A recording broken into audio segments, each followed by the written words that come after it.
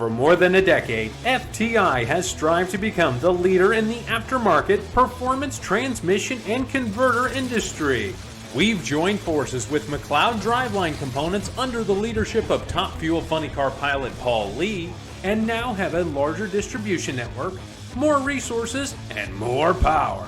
Come see us in the pits and ask how you can join the FTI family. It's not cheating, it is the competitive edge.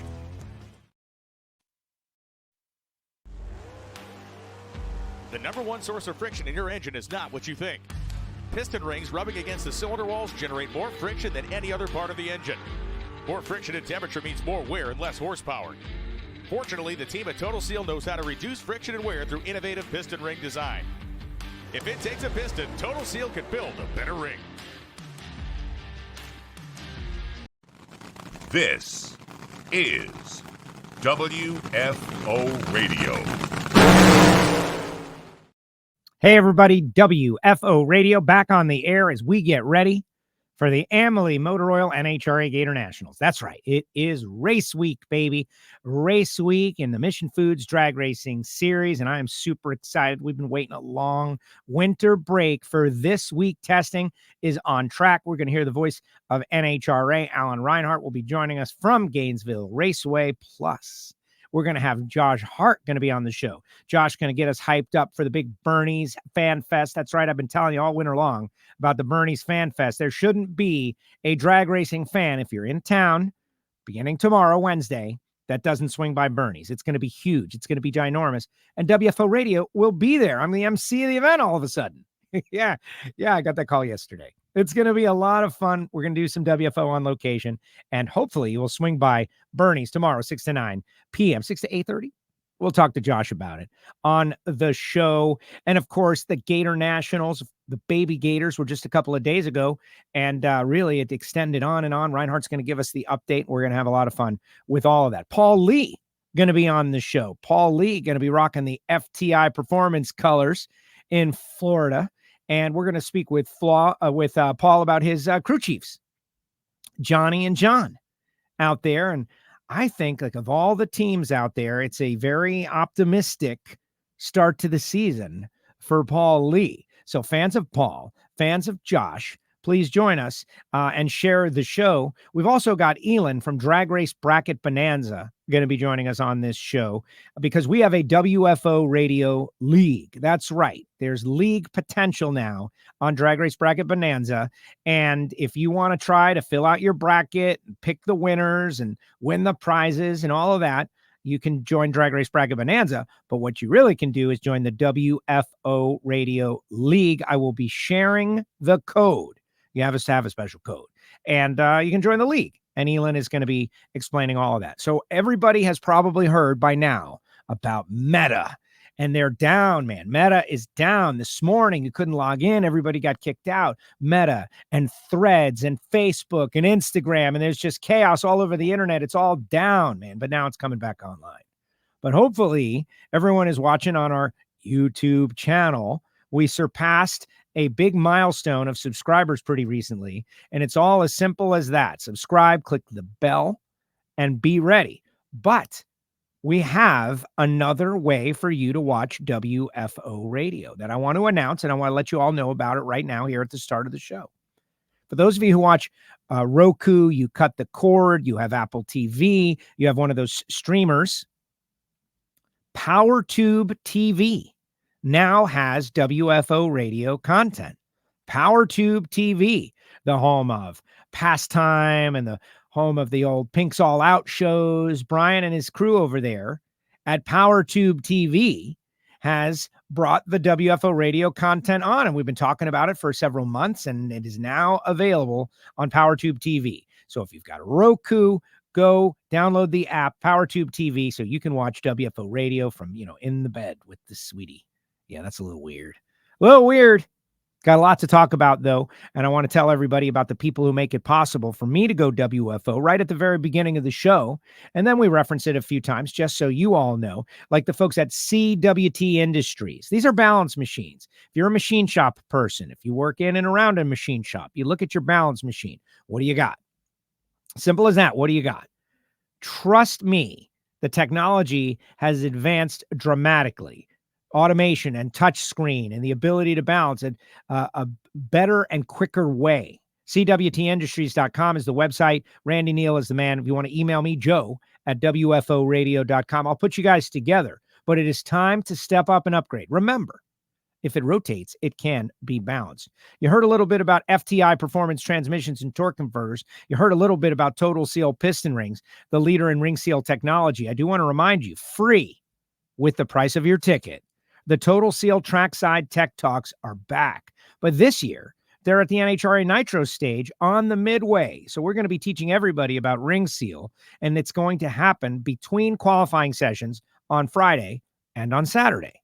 So just be ready after the first session each day to head down to the Nitro stage and watch the Total Seal Trackside Tech Talk. Lake Speed, myself, Ed Keebler from Rottler. We're all going to be there. It's going to be great stuff. TotalSeal.com. Our great friends at Foggit. This is Gary Stinnett and his company, Foggit.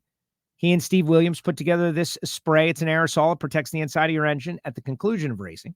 You got to think about all those Lucas Oil racers after going out there and running the Baby Gators.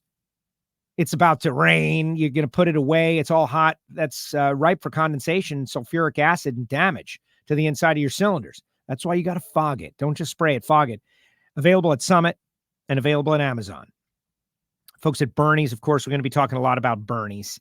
BURNYZZ.com, BURNYZZ Speed Shop in Ocala, Florida. Josh Hart, just minutes away. Plus our great friends at samtech.edu, Frank Hawley's Drag Racing School, and my main man, Marvin Rodak, 817-924-6821. Can't forget the friends at phillipsconnect.com. All right, let's go out to Gainesville Raceway. He's like, do you have a cot there? Have you moved in officially yet, Alan Reinhart? You've been there a lot. No, I don't have a cot here, but been a lot of days here. You know, we didn't even finish the Baby Gators until yesterday, and I guess technically they're not finished because the alcohol cars didn't run to conclusion. We're going to match them up during qualifying this week to finish that up. But yeah, Mother Nature was not a big drag race fan last week. I certainly hope that she's got that out of her system. Well, yes, certainly. And you know, it's one of those things. It's out of our control. We can try to manipulate Mon Nature, like get it out of the way, Mon Nature. Let us have a nice weekend. And let's hope that is the case. But you guys earned your money. I was joking on the Ignition podcast last night, which that's audio only, guys. Hopefully everybody will check it out. But that you used all your material for the entire year, like every reference. I was listening out there. There were times there were 1,500 people watching on YouTube to you and Warren and everybody at the Baby Gators. And unfortunately, you know, interrupted by Mon Nature, but you guys had to kill a lot of time.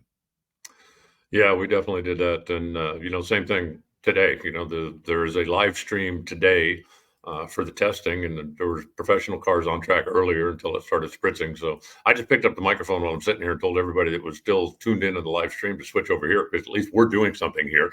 And your only thing you're doing on the NHRA YouTube channel right now is seeing a still shot of a wet racetrack, which is quite depressing. But you know, we had pop. Thank you. Yeah. Well, we had some really good racing. The competition was great. You know, except for the weather delays, it was a terrific event. So, you know, Division 2 is obviously off and running. They were in Orlando at an event a couple weeks ago, and you know, we spent a lot of time talking about the upcoming Cajun Nationals, which, as I understand it, is really just a party, and they're going to try to squeeze some racing in between the party. But I mean, you know how those guys are down in Louisiana, and especially if you put Baby Larice in charge of the deal. So, but anyway, there's a lot going on, and now it's time to burn some nitro in a big way. I just hope that Mother Nature is kind to us this week. Yeah, well, exactly. Class eliminations for the Gator Nationals were run. I saw everybody's beloved friend McNeil Freeman was able to get a Wally. Did we ever find out what happened to his car, though? I heard you talking about that. Like, what could break on Mac's car? Did we get that info? And Mac, if you're out there, put it in the chat.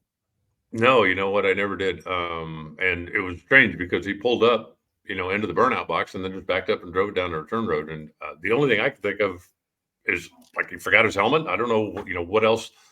You know, the car was running. The car. Why wouldn't you pull up and stage it or do whatever? But no, I never got a chance to ask him about it. But I do want to. You know, you talked about class eliminations.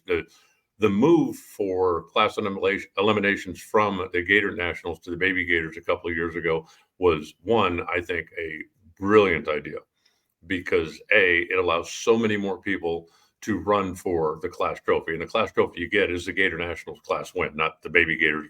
It actually, you will be credited with the Gatornationals class win. But when we ran into the situation that we did, we were pretty heavily into class elims when it started raining. And then, well, geez, tomorrow we're supposed to go into eliminations, and how are we going to do this and how are we going to do it? And Cody was determined to have class eliminations determined in competition, not just by low ET, which, racers all know. If you're a casual fan, you may not. Class eliminations, where we just line up all the A automatics and then all the B automatics and all the C automatics and race them off until somebody is the overall class champion. And if we have weather delays, we have issues, then what they've had to do in the past is just pick whoever the low qualifier was, declare them class champion without actually having to race for it, which I understand that sometimes that has to happen, but it's so much more fun to go out and race for it. And Cody was determined he was going to make it happen.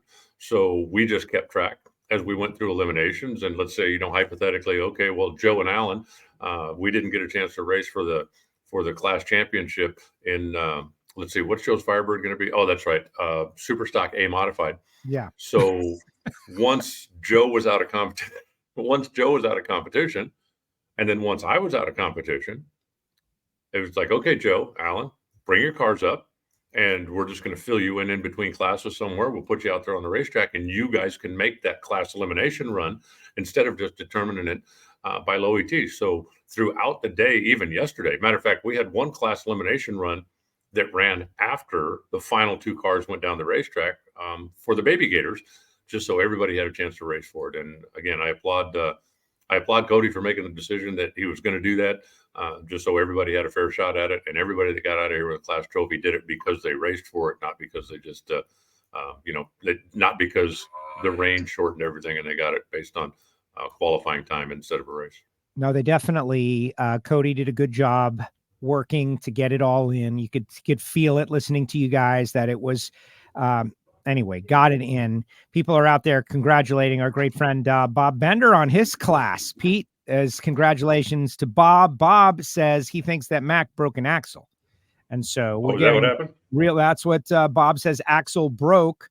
And so I'm assuming that's what he means. And then Earl Nichols is out there. See, we got all drag racers, baby. Everybody share the show on your social. Like, just share it right now and tell your friends to click the bell and never miss WFO all year long, because we got it going on. But Earl Nichols wants to know if you can get a quick rundown of, because the results are not posted because of the rain delay. It wasn't on Drag Race Central as of moments ago.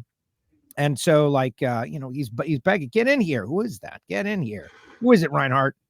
Oh, Cabbage is sitting over there. He just sent me a note. He said, "Can I be on WFO? Please, please, please, please, please." So now I'm trying to convince him, and all of a sudden he became shy. So he is shy. You know, Cabbage. He's he's kind of a wallflower. The shyest guy that we know, right? He's right up there. Come on, Cabbage. Don't be But if you have the results, please drop them as best as you can. And if not, then we'll just get them all. But I followed Super Street very closely. What do you mean if I have the results? If you have the results, maybe you didn't have it a printout right next to you. Come on. And now here's Alan Reinhart with the results. Let's give you the rundown for the classes that were concluded at the Baby Gators. Remember, the alcohol cars will run to conclusion during qualifying for the Gatornationals coming up later this week. Stay tuned. Brooke Heckel, first-time winner and competition eliminator, and she ended up she beat Robert Bailey in the final round. So it was a battle of a couple of really fast dragsters. But congratulations to Brooke. She's a former Eastern Conference champion in the junior classes, and it was her first win in comp. Now, somebody told me, and I don't know that this is gospel true, but somebody told me that her mother was not present when she won the Eastern Conference finals, and that her mother had been here this weekend with the team while they were racing, but had to leave to get back to work Monday. So she wasn't here for Brooke's big win on Monday. And I was told that since Brooke's mom was not there for the Eastern Conference win or the first comp win, that she's apparently never allowed to come back to the races. So sorry, Mom. That's just the way it goes. In Super Stock, Kenny Schindler won. You know that car, right? Which car is that? Come on. Out of Arch Used Parts, the 427 69 Corvette. Oh, the blue one. And, amazing. Yeah, and it was rounds in Orlando too. It was Kenny's first win since Are you ready? 1989. What? Yeah, isn't that crazy? On the division level, his last triumph was 1989. He's been out here doing this a long time, but congratulations to him. And he actually beat Monty Bogan in the final round. And we all figured Monty was a shoe-in, right? Because what's Monty Bogan's record? Either Saturday night race to conclusion or finish up on Monday. Monty seems to be like the king of the unscheduled final rounds, but he ended up coming up a little bit short there. In stock eliminator, Cody Phillips won in his Corvette over Kenny Mealy, the supercharged Mustang. Both good guys. Cody spent a lot of time with us when we were doing the whatever it was called that we did on first round eliminations, that social media bit that we put on the shelf. But poor Cody, the time Cody was designated, he was a great guest, and now he goes on and wins. Good job, Cody. Rusty Cook in Super Comp, the Ohio crankshaft entry. Stop. So, Alan, it has occurred to me that this Rusty Cook is pretty good. Breaking news. He has won 3 consecutive Jegs All-Stars, but that one pack that he dropped, what was that, in the semis? Quarters, I think. Light, yeah. Dead one. Rusty Cook. Like, what are you doing to people, man?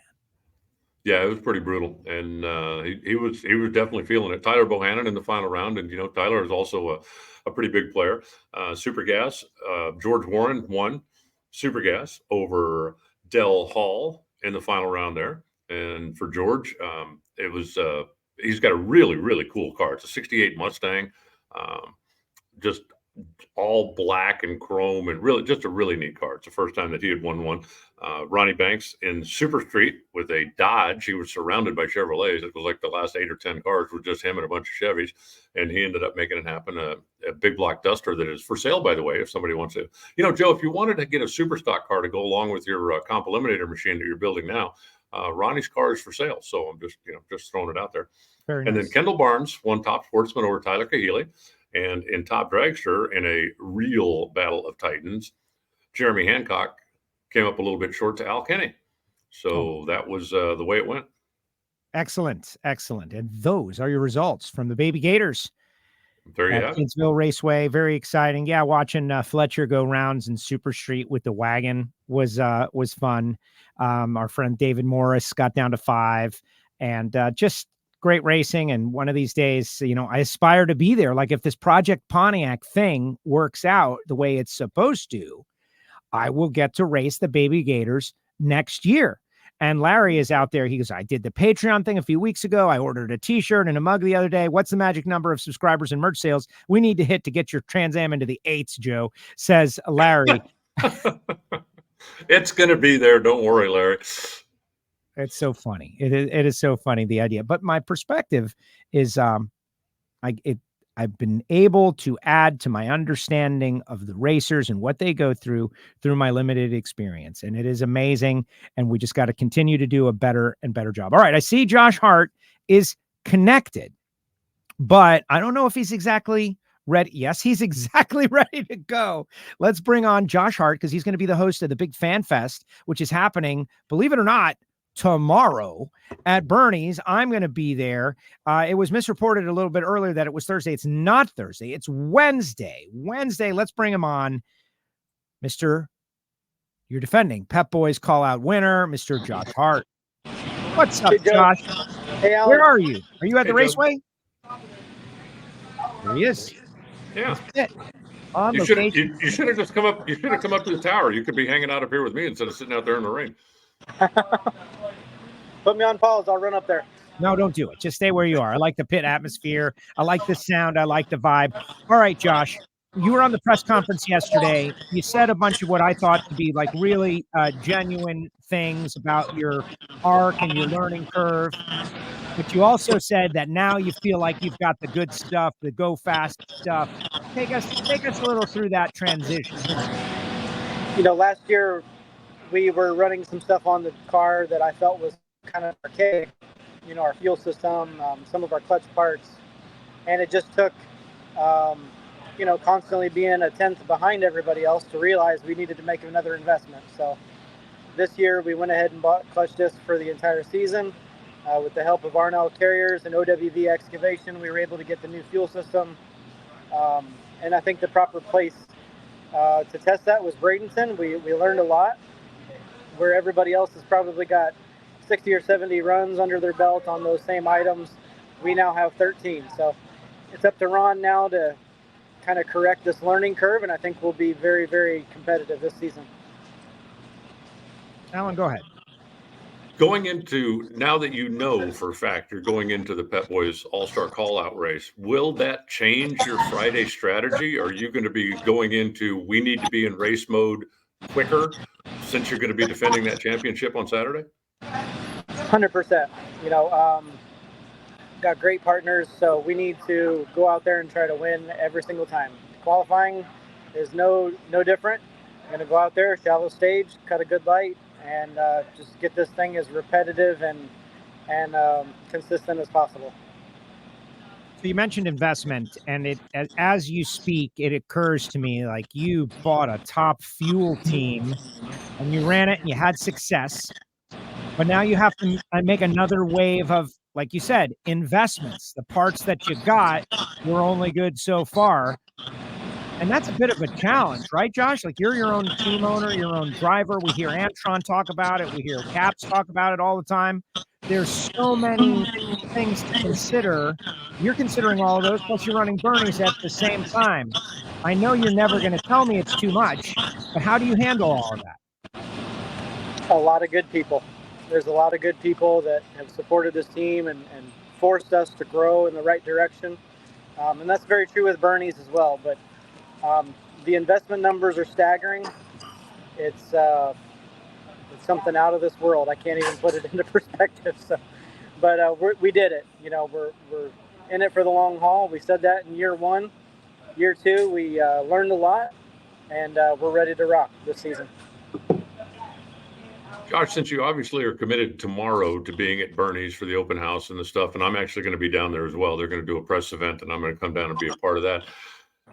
Are you like really chomping at the bit to try to get on track today, or have you guys already decided that no, we're good? We're just going to come out here Friday and start?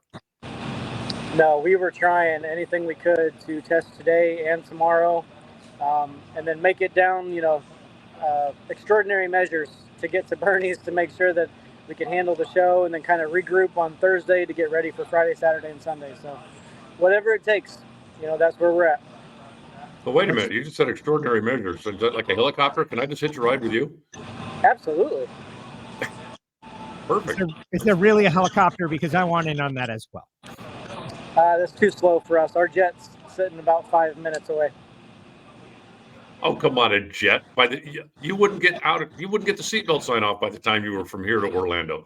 And besides, I know how to fly a helicopter, so you know if you can get your hands on one, I can get us there. You literally could ride a bicycle to the regional airport, and you could be in the Ocala airport in less than 7 minutes. Perfect. I'm not bluffing. If that's real, then I'm not doubting you. Let's send the social team over there to do one of those behind the scenes shows on that. So let's talk FanFest. You wanted everyone to see BURNYZZ. And BURNYZZ is the kind of thing that unless you see it, you don't understand it. Like NHRA drag racing, it's in Ocala. Ocala is not a bustling metropolis just yet. Garlic picked it out years ago for the home of the Museum of Drag Racing. But I myself was, I don't know, concerned that people weren't going to show up because it's an hour from the track. Last year, totally wrong. Massive turnout. I'm expecting that again, but just tell us what we can expect to see at the FanFest tomorrow. Yeah, last year we were told that we had 7,000 people on the property, which I believe it. And this year, rain or shine, we'll have probably 40 drivers tucked away inside the showroom. Welcome to anybody, free to everyone. Bring your friends, family. If you like cars, BURNYZZ is where it's at.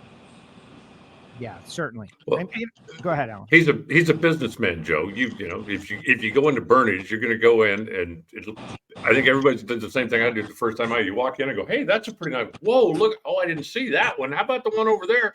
And pretty soon you're filling out financial forms, trying to figure out which one of those things you're going to take home. That's the whole thing, right? You do, hey, yeah, open house, everybody, you get in for free, and then you sell 38 cars while everybody's there. Is that the plan? Absolutely. Got to fund this top fuel team. What are you talking about? Right. E-bikes, everything. Cruz Pedregon said to me last year that he was minding his own business, and you called him, and he's like, oh man, this guy called me personally, like he wants me to come. I'm gonna go. And then he went down there and was like, wow, this was really a great deal, first class. Cruiser, I'm not saying that he's tough, but he'll tell you like he thinks it is. And he was pretty impressed with the deal. Hopefully everybody shows up. Like, we're gonna have a party. Starts what, 6 o'clock approximately? Yes, sir. 6 o'clock. Parking is first come, first serve.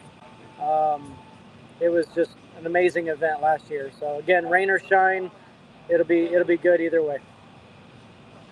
Let's just make sure it's shine. We've had enough rain over the Baby Gators in the past 4 or 5 days, and even including today. So the grass should be green by the time all the fans get here on Thursday. I just hope that the rain stays away this weekend. I agree.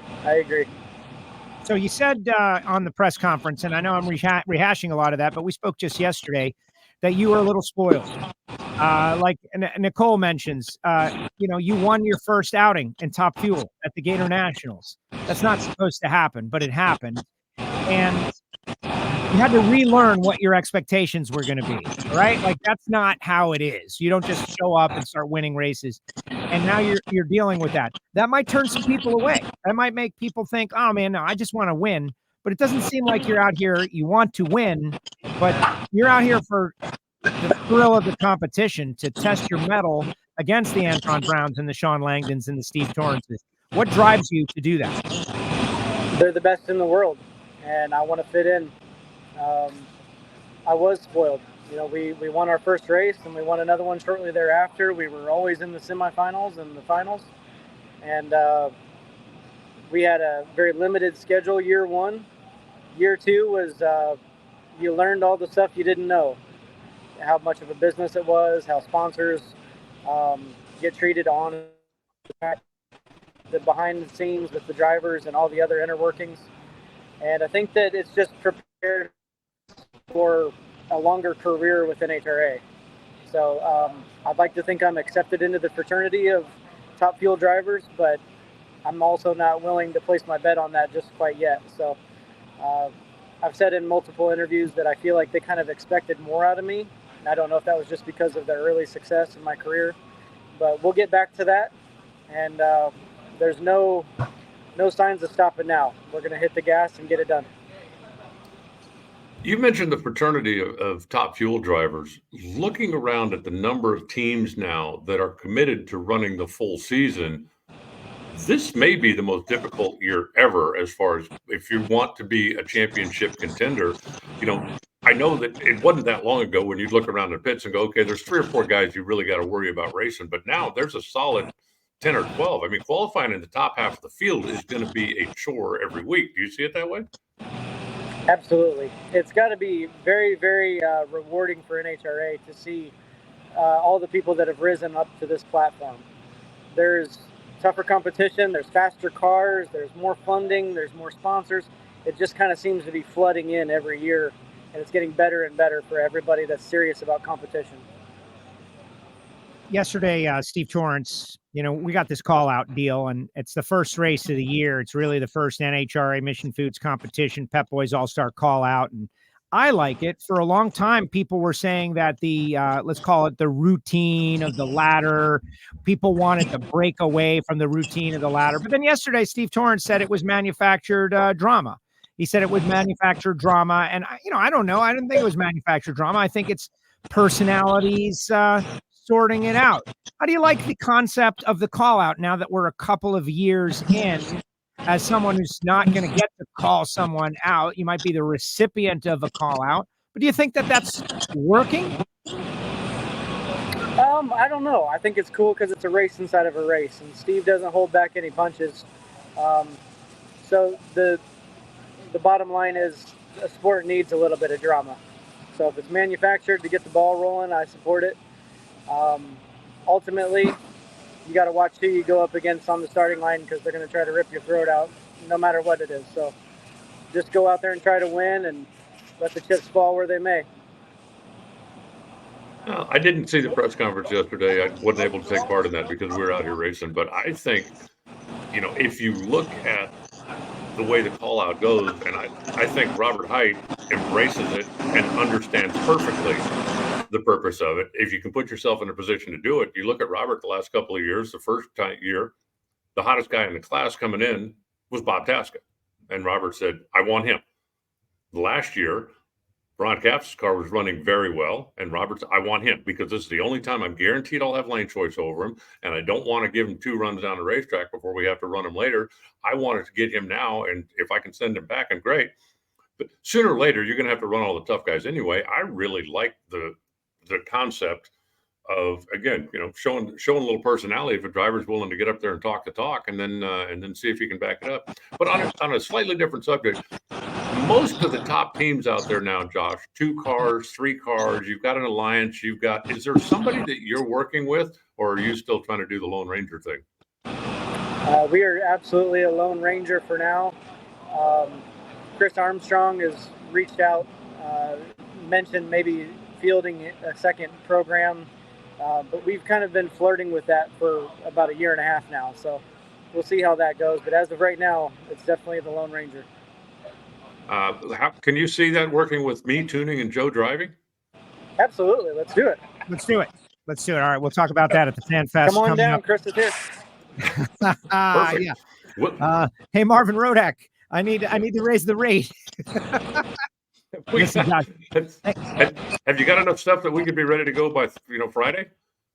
Bring it on. I did just try to upgrade my license, so might as well just keep on going. Josh, thank you very much. I'm looking forward to BURNYZZ. We're going to do a little WFO from there as well. Have a lot of fun, and I'm looking forward to it. Tell everybody out there where you are. Like the best way to find BURNYZZ other than their GPS. You're in Ocala. It's 50 minutes or so from Gainesville. I think a lot of people will be coming up from Orlando. So just give us the where and when one more time. BURNYZZ Speed Shop, 1 Aspen Road, Ocala, Florida. Can't miss it. Right off Baseline Road. It's an entire city block of anything you can dream of automotive. We're about 7 miles from Garlett's Museum. Please stop by and check it out. There it is. All right, Josh, we'll see you tomorrow. Thank you for doing this. Appreciate you.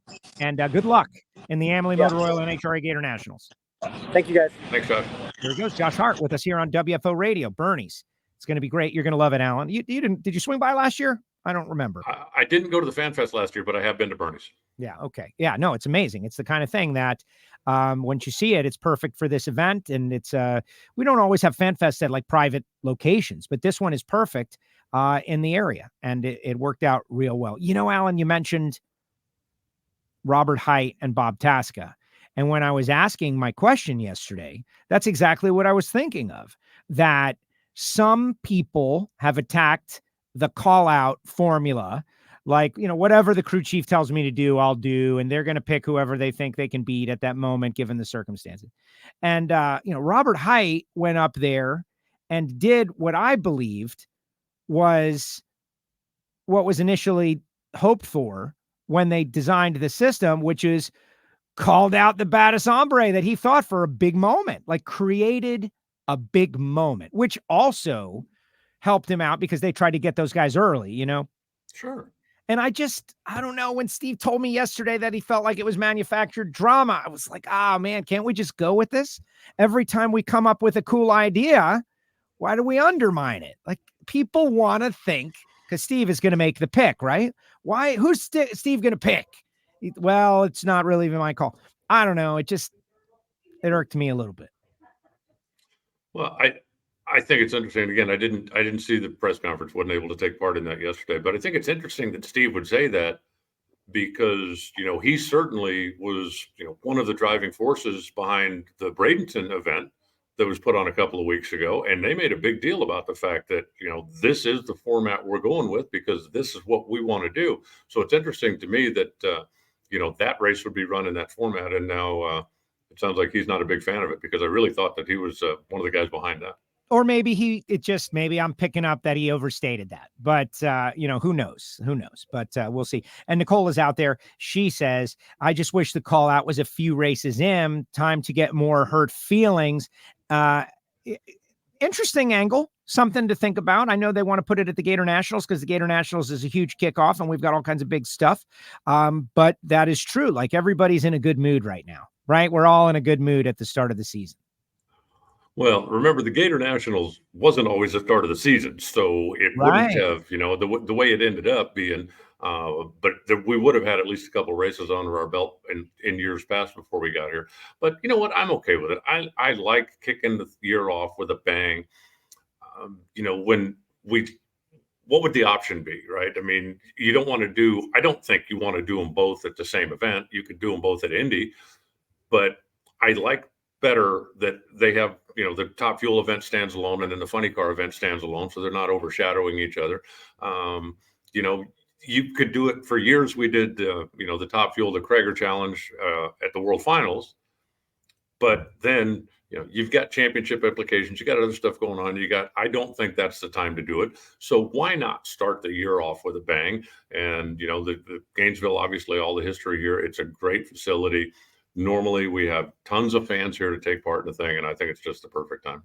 All right, let's bring on our next guest intensive. This guy's got to be one of the most excited people to go racing. I would say Mr. Paul Lee. Hey guys. How are you? Good. I'm doing great. That's great. How you guys? I'm super excited to go racing. Mission Foods Drag Racing, the Gator Nationals. We're just kind of hoping Ma Nature lets us play. But what about you putting together what I think is maybe one of the more exciting crew chief combinations with John and Johnny? Yeah, I'm pretty excited about that. In the off season came together pretty quick. John talking with John Medlin, what's our plan for 2024? And Johnny Lindbergh came up. I said, "No, that's interesting, yeah." And Johnny had called me before that, so I talked it over with John, and he was like, "Yes, you know what? One of the things about John Medlin coming back to drag racing is he's got a new purpose, and his new purpose is he wants to teach young guys, because we need crew chiefs in the sport. The nitro teams, we need more crew chiefs. There's just not enough, good crew chiefs to go around." And John realized that, listen, hey, I really like teaching the young guys, and we need some young guys to come up in the sport for the future of the sport. So he has a new purpose, and he's enjoying himself. He's having a lot of fun. He said it's the most fun he's had racing in years, and we're just having a good old time. And then Johnny Lindbergh fits right in there. Him and John get along great. They think a lot alike. They've been friends before. It wasn't they didn't just meet now, but they've actually been friends before. So it was like a perfect combination. So I said, why not?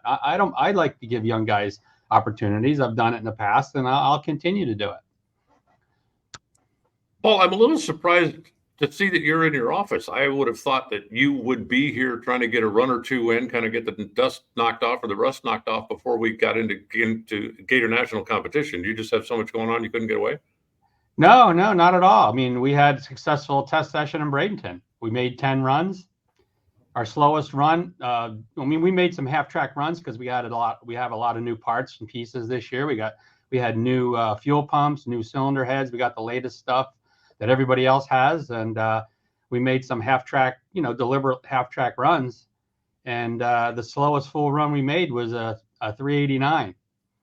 We made 387s, couple 387s, a 388s, couple 389s, or one 389, and and didn't hurt a part. So we were way ahead of the game as far as the testing goes. We're ready to go. There's no reason to go run the wheels off the car when we already have a baseline and we know where we are. And I've never been in a better spot to start the season in my life. So I'm pretty excited. So to answer your question, I'll be there tomorrow. I'm headed out tomorrow. I have business to run, and that's how, we pay for the racing. So work first. But yeah, we don't really need to make any runs. We're ready to go for this weekend. And you've been like I want to say you've been here before, and challenges have emerged, but this time feels a little different, right? Power Built Tools coming on board at the end of last year, the John Medlin situation, Johnny Lindbergh, the guy has proven he is incredible at learning and advancing, whether it be building chassis or everything he's touched is turned very, very solid. And now everybody that is there seems to be like all for one for all with this team of yours. I was recently having a conversation with Rich McPhillips, and Rich was talking about your past, yours and his, and he remembering you guys as, like racing together back in the day. And we all know that you're an attorney, you're a businessman, you're an entrepreneur, you've had great success. But Rich joked, and sorry, Rich, if I'm telling Paul the stuff you told me, but Rich said that it was your love for drag racing that really inspired all of that. Like, if I want to do this, what I love so much, then I must become successful. I must be a good business person. I must go out and make a bunch of money so that I can burn at drag racing. Can you elaborate on that story? Yeah, like Rich McPhillips and I go way back. We're both from the same area, Philadelphia. I bought my second alcohol funny car in 1989. My first alcohol funny car was in 1988. And the second one that I bought in 1989 was from Rich McPhillips. Him and Peter Gallen were partners back in the day with the Poverty Stricken. And so I had bought that car. So me and Rich and I go back to the 80s together. We used to travel to races together. We used to hang out. They helped me with the tune-up on my car because I'm not a tuner. I owned an alcohol funny car and I wanted to drive it, but I didn't know anything about tuning it or building motors and parts and what I needed. But I used to, back in those days when I first started, Rich McPhillips helped me out a lot. And drag racing, yeah, I mean, I realized back in the, at that time, at first I wanted to be a professional driver, right? Like everybody else. But then I saw, people like, Don Perdome had to sit out a year, if you guys remember, back in the 80s because he didn't have sponsorship. Shirley Muldowney had to stop racing because she didn't have sponsors. Garlitz, I mean, all the greatest drag racers, had to sit out because they didn't have sponsors to go drag race. And I'm like, well, who am I? So at that time, I realized that that's not the way to go. If I want to race and control my own destiny, I'm going to have to be successful in business.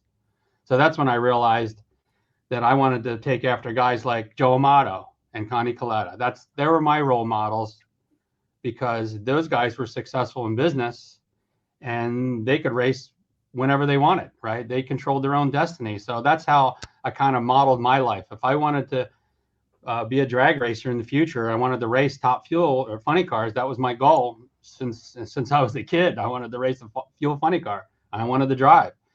And if I was going to do that, I was going to have to be successful in business. So that's when I realized I went to college, went to school, got my master's degree, and just got as much education as I could, as much ammunition as I could, so I could be successful in business. And that was my goal, so I could race and control my own destiny. That's the whole reason I went to school and wanted to be successful in business, so I could have my own Top Fuel team. And you do. Well, yeah.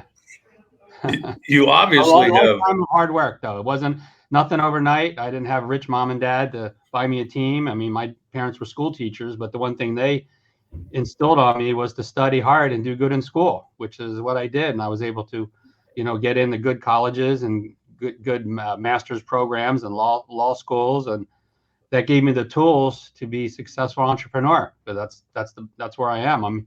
Am I like a Connie Coletta or Joe Amato? No, but that's who I kind of modeled my life after, so I can control my own destiny and not rely on trying to find sponsorship to get a driving job. Because I saw back in the 80s, if those guys can't get sponsors, then who am I going to get? Who am I? Well, Paul, obviously you've had a lot of success on the business side of things. You've set your goals, you've achieved your goals, and you keep moving forward. How about the racing side of it? I mean, does any of that translate over to how you build a successful race team? Because there's so much that's beyond your control when you get in one of those nitro cars. Yeah, I mean, it's all in business. It's the similarities. It's all about the people, right? First, you have to have the money, right? But even if you have the money, you still need the people, and that's the thing about Top Fuel racing, nitro cars. It's a mechanical sport, so you need a good crew chief, a baseline, and you need a good crew chief and a good crew member and good team. Right now I have the best team I've ever had. We only have 2 people left over from last year's team.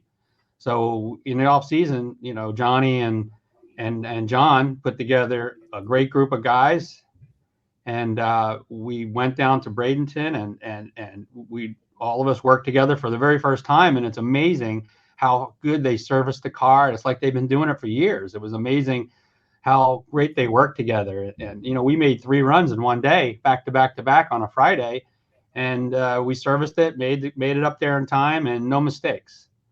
So yeah, I'm in the best position I've been in. I mean, have I won lots of races and championships over the years? No, but I just race what I can afford to do. I mean, like I said, I mean, I just do what I can afford. But right now we're in the best spot. Business is great. All the brands are doing really well. I got great people running the companies while I'm out there racing, promoting our businesses. So it's working out great so far. I'm pretty excited about this weekend. We're going to see the FTI car out there this weekend. Makes sense. Florida Transmission Incorporated. I was just up there. I got to see the team. I saw Grant. I saw all the guys. And it's pretty cool how you've got a brand that fits every portion of the driveline. Yeah, that's been my goal for many years is, there's a lot of companies that consolidate in aftermarket, but they have different, they're all over the board. They have air filters or wheels and tires and engine parts or whatever.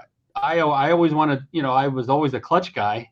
I used to be the CFO at Bonafani Friction, which is a clutch company that supplies all the top fuel racers with their discs and floaters. That's where kind of I started my entrepreneurship after I left the stock exchange. And, I always, one of the things that no one's done is actually concentrate in a specific area of aftermarket. So, me being a clutch guy my whole life, well, it made sense for me to, specialize in driveline, especially, after my first company that I bought was McLeod out here in California. So I've been basically concentrated on driveline. That's our specialty. We're not going to go outside of that. If we stick in driveline, we become the experts in driveline. And a lot of our customers, it's a one-stop shop now for them. So it's a lot nicer for them and for us that they can come to one vendor and supply all their driveline needs.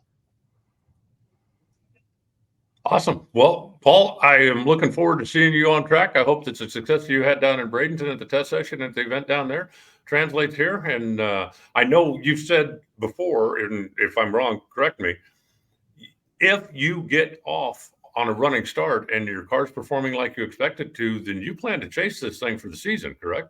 That's correct. That's right. I say that every year. Hey, if we're doing good, we're a solid car and we're doing well, we'll keep going, but we haven't done that up to this point. So we'll see what happens. Like I said, we have a great baseline. We're starting off where we ended off in Pomona last year. Bradenton was a huge success. If we're doing good, we'll do more races. Paul Earl Nichols is out there saying what's up, mentions the Cape Codder, and Eddie Parker out there talking about that reference to the early stories. But you already had, it maybe wasn't this year, but it was recent. From what I understand, you already had a tremendous victory. It just wasn't on the drag strip. It was at the poker table. Can you share that with us? Oh, yes. During the Christmas holidays, I went out to Vegas, and the Venetian has some big poker tournaments. And I've been a poker tournament player for a long time, ever since I lived in Philadelphia, when I used to go down to Atlantic City and play in competitive poker tournaments. And it's a lot of fun. It's very competitive. You get to use your brain. You get to use your math skills, probability skills. And I played in one of the deep stack event at the Venetian, and I won first place. So it was a lot of fun. I love winning. There it is. A competitor through and through. How are your probability skills there, Reinhart? Probably not that good. Probably not. Yeah. There you go. I've held a card or two in my hands from time to time, but I probably, the tournaments that I play in probably have a slightly smaller buy-in figure than the tournaments that Paul plays in, if you know what I'm saying. It's not about that. It's about winning. He got first place. It's not even the money. I just like to win. I'll take the money is good, but the winning is the more important. Just like a Wally. I want to win Wallies, right? I don't care about what the payout is. I want the Wally.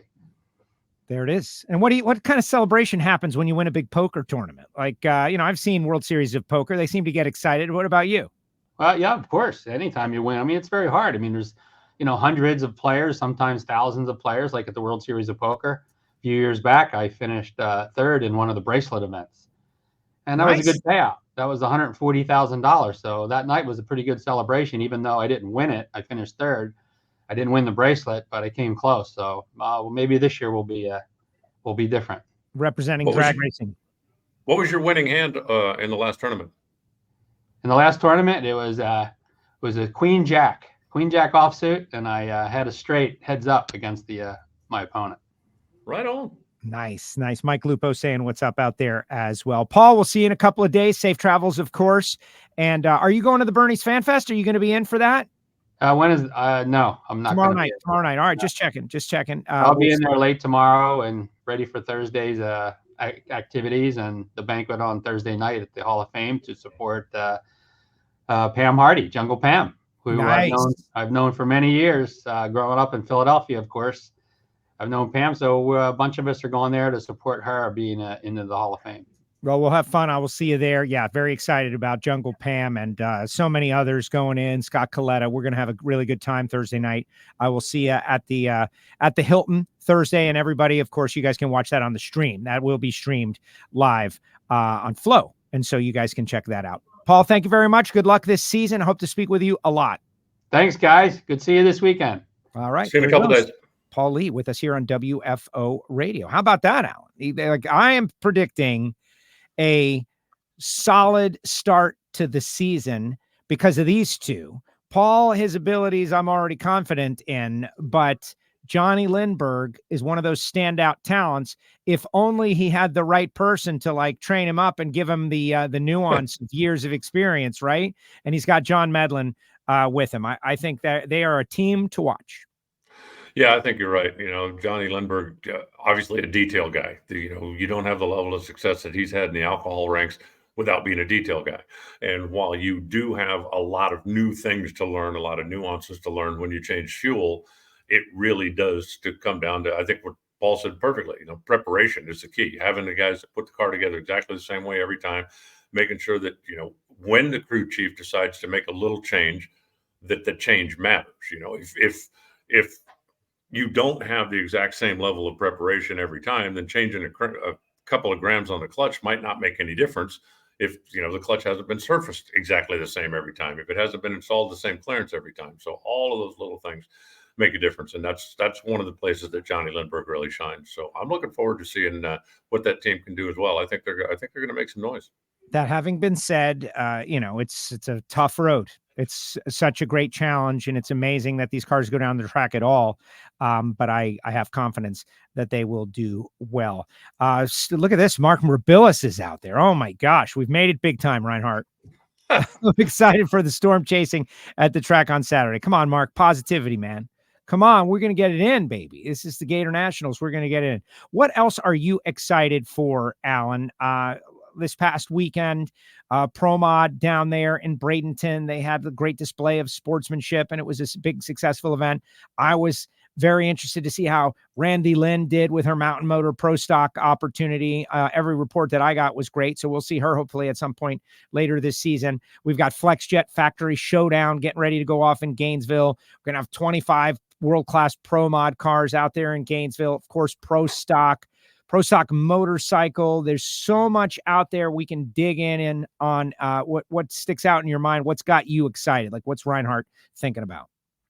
Well, I think a couple of things. One, the rookie battle this year, I think, is going to be wild. You look at the guys and gals that are going to be out here in very good equipment battling for Rookie of the Year. So I think that's something we're going to be keeping an eye on. I think it may become a more common thing to see a big name sitting on the sidelines on Sunday from time to time. We've got so many good touring cars out here.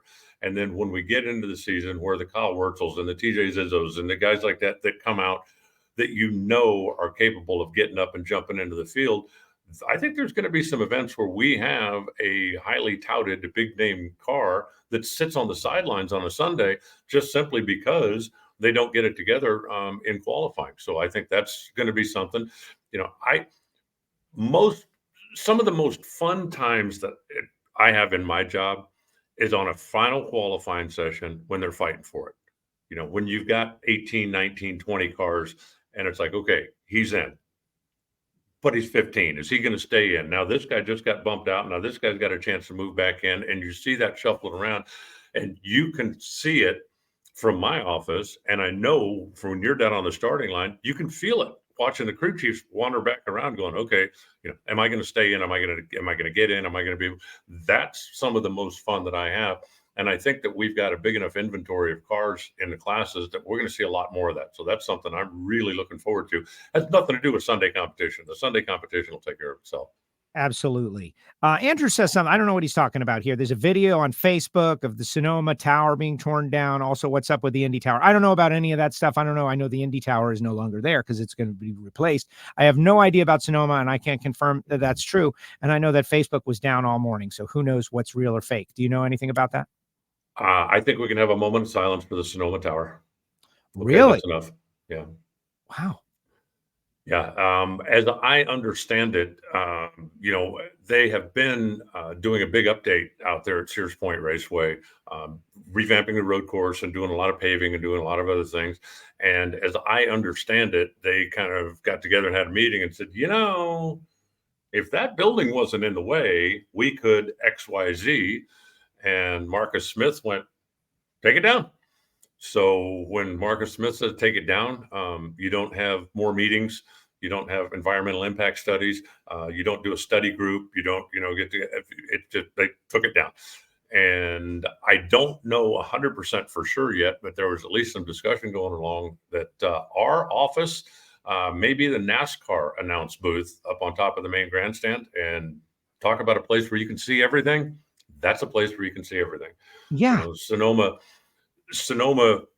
the announced booth that we had and the conditions we had in Sonoma were okay, but well back of the starting line. And when you get the big groups of people and stuff up there, it can be kind of difficult to see around and get a good view of what we're trying to watch. But from the NASCAR MRN booth, which is I think where we're going to be, you can see everything, and I'm looking forward to that. I don't want to be the person trying to pick the dial-ins off the stock eliminator cars from up there, but for you and I think it's going to be a much, much better seat. Yeah. Well, anybody building a new racetrack, put the announcer as high as you can possibly get them where they can see. Thank you. End of soapbox. Well, listen, no, it's a great view. I've been up there to visit Loans one time, and I'm like, you get to be here. Yeah. It's pretty amazing. Like Norwalk, the higher you are, you get a different perspective of the cars going down the racetrack. Nicole Clark says on X, aka Twitter, that the Hart family is donating proceeds from the car show tomorrow to at Bernie's to the Daryl Gwynn charity, which is great. Thank you, Nicole. Hopefully that's provably fact.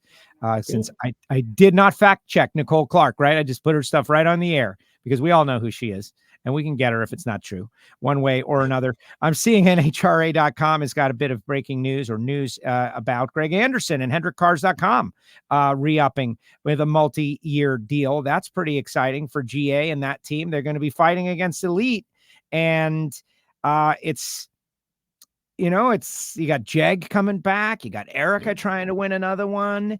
They're going to need every arrow in their quiver to fight against Team Elite here in 2024. Yeah, I actually bumped into Greg last night. He and I are staying at the same hotel, and I got back from dinner last night and bumped into him. We had a beer and sat and had a little conversation, and he's excited about getting the season going again. I think he's a lot like the rest of us, as he in the shop day after day after day, working on the stuff that he's doing day after day after day. And now it's time to prove that you did your homework. And he's really looking forward to getting back after it. A couple of years now, he's, gone down to Pomona and ended up coming out of there with a number 2 on the side of his car. And I think that he's had about enough of that. So he is really looking forward to getting back out here and going to battle with the elite folks, among the others. This past week, there were a lot of people watching on the YouTube stream, and they got to see your antics. Does Alan really give away a bag of donuts for each perfect reaction time? That's what this guy wants to know. Okay. A sleeve of donuts. Yeah. I like it. That is a bag of donuts. What you may not know this, Joe, but Leap Day. I knew about Leap Day. I listened all day Leap Day. Well, I was locked Leap in. Day only comes once every 4 years, and we don't always race on Leap Day. Like the next Leap Day is going to be a Tuesday. So for Leap Day, I gave away a chocolate Twinkie for perfect reaction time, and that is amazing. Chocolate cake and chocolate cream filling. I didn't even know they existed until a couple of weeks ago. I am now. Now, is that in victory only or regardless? No, that was on leap day for any perfect light. Okay. So even if you lose, I do it. I do it in time trials. I do it in practice runs. I do it in qualifying, in class, and I don't care. Any perfect light all weekend. I like it. No, I think it is excellent, and I appreciate what you got going. All right, Alan, great job as usual. Appreciate you coming on the show, starting us off right. A little Josh Hart action, a little Paul Lee action. Unfortunately, that's the only action we got going right now. So we'll just leave you to your wet track, and hopefully it dries up and we get some testing in. Well, I'm looking forward to that. I'm still looking, still got circles in the puddles out here. It's not pouring down by any means, but it's just a nice, steady little annoying drizzle. And that's where we stand. So wait a minute. Aren't we doing the bracket bonanza thing? I wanted to. Okay, you want to hang for that. Okay. I always assume you got something else going. We're waiting for Elon to connect. Yeah, I'm sitting here watching it rain. Let me tell you this, Joe. I mean, my options at this exact moment in time are to sit here and hang out with you and Elon or talk to Ron Ruggles. So hi, Ron. If those, those are my options. So come on, Elon. Glad to know that. No offense. Yeah, I don't know. I don't know who should take offense at that. Well, hopefully Elon will be connecting a moment or two from now. Ron Ruggles has been down for the Baby Gators. Talk about a prolonged vacation run. That's 100 years ago at the top end of the racetrack, and I want to say it was Indy. Somebody had blown up something, just oiled the snot out of the racetrack. The TV guys at the time, live TNN, and the John Mullen is screaming at Steve Evans, find something, right? And Steve Evans on the microphone says, what do you want me to do, John? The only guy down here is Reinhart. You don't want me to talk to him, do you? And I'm going, geez, Steve, really? I mean, I'm standing right here. What did I do? He's like, I got nothing. All I got down here is Reinhart. I ain't talking to him. No, point taken. Point taken. Makes perfect sense. While we have this time, let me tell everybody, PowerTube TV, a new location where WFO radio can be seen. Same show, same content, but you miss it on WFO or you want to just watch it on your big screen. You don't want to bother going to the YouTube and searching and all that. PowerTube TV will now carry these WFO radio shows, which is exciting, just kind of getting out there. Also want to mention that FTI Performance is going to host the FTI Pro Mod Showdown for the second straight year, Alan. And we had a lot of fun with that race. The best average qualifying ET over 4 sessions is going to get a $7,500 bonus. I should have brought that up while Paul was on, but the fact that it got out there, anytime you can make a little extra money showing up at the racetrack that you're already going to be at, that's a bonus. It is. And anytime that you give the teams an incentive to go after that, the number of times that we've seen over the years where somebody might come up and go, you know what? Q3, right? If the session day, I want to try something, or you know what, we're gonna do this. We're gonna do a half tracker. We're gonna do whatever. We're not worried about qualifying it. But if you give them an incentive that you need to really get after every run down the racetrack, then I think that puts on a better show for the fans. It makes it more fun for us, and so I applaud the effort. And I certainly, the more money is good. More money is always good. Okay, so here's the deal, guys. We who love sports know that there's always more things you can do to make the sport more fun, whether you go to the Super Bowl and they got the boxes game going on, or maybe in the states that it is legal, placing a wager. Think about the popularity of fantasy sports. Well, last year in the NHRA, we got something, right? The first something, and that was Drag Race Bracket Bonanza. And we all dived into it mostly because there's nothing else and it's fun. And we all love filling out our brackets and we all love this guy and we want to see his creation go well. So let's bring him on, Mr. Elon Werner. What's up, Elon? And Reinhart's got a guest there. What's that? There we go. No, that's right. Dennis just walked in the room back here and said, "Hey, what's going on?" And went, "Oh my God, you're busy." It's always a party. Hi, Dennis. It's always a party when Reinhart's involved. That's it. Exactly. Everybody is coming in there. Look, he's at the track, Elon. So I'm at the track too. I'm in the auxiliary press room of Gainesville Raceway. Everybody's at the track. Yeah, it's the Gatornationals. If you're not here by Tuesday, what are you really even a fan? No, he's above me right now, Joe. He is. One time. It's one time that I'm a little higher up on the hierarchy than Alan. Well, I'm leaving early tomorrow. I've already picked up my rental car. I'm going straight to Bernie's, and I'm here flying the plane today. All right, Drag Race Bracket Bonanza. Yes. This year is the first full season of Drag Race Bracket Bonanza. Please explain to everyone what it is. Me and Alan had a good time with it last year, and I'm going to drop the invite code to the WFO League in the chat section for everybody. So Drag Race Bracket Bonanza is a totally free online game. You can play it on your phone. That's just like, we're in the middle of March, big college basketball tournament coming up. We do brackets every race, 16-car fields. This is a chance for fans to, when qualifying ends on Saturday of every national event, Sunday for Indy, you can go to dragracebracketbonanza.com and fill out the ladders to completion. Pick your round winners for Top Fuel, Funny Car, Pro Stock Motorcycle, and then it locks right during the national anthem of the first round. And then you can just watch the race on Fox, FS1, NHRA TV is the best way to watch because you're watching it live, and see how your picks play out. And you get points for correct picks. And then we do a winner, an overall winner, Top Fuel, Funny Car, Pro Stock Motorcycle winner for every national event. And we do plaques that we get the winners of the race to sign. So they're one of a kind for every national event. So there's, theoretically 5 winners for every race. And we're doing some sub-series, the majors, the 4-wide races. The countdown was big last year with championship belts. But really, it is a free way to just get a little bit more engaged with every race by picking your teams, picking your winners, and to make the tent a little bit bigger. We all have friends that do college football, college basketball, NFL. This is a way for us to share the sport with friends that may not know drag racing. To me, that's the biggest thing about it, right? Like, you don't know anything about it, and I want you to all of a sudden become interested in it. How does that happen? Well, your hometown, Paul Lee's from Philadelphia. You're from Philadelphia. Maybe you should follow Paul Lee. That doesn't always work. You give someone a little skin in the game. Everybody loves to fill out those brackets, March Madness. Now, we call them a ladder in drag racing, but the rest of the world calls it a bracket. And that's why you adopted Bracket Bonanza. Correct. And you bring up a good point that the one thing going from last year to this year is we have added photos of the drivers.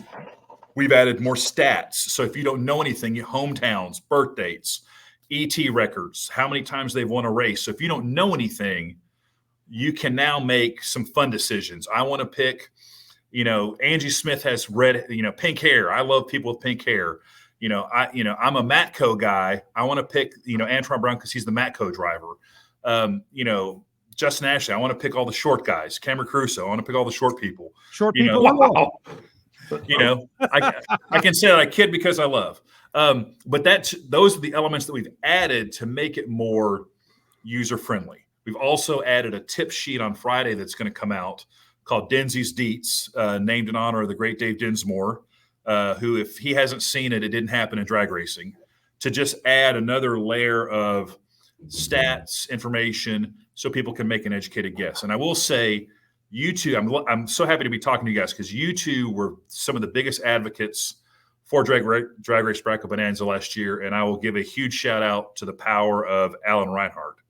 When he did PAs last year at NHRA National, this is my shameless plug for supporting NHRA.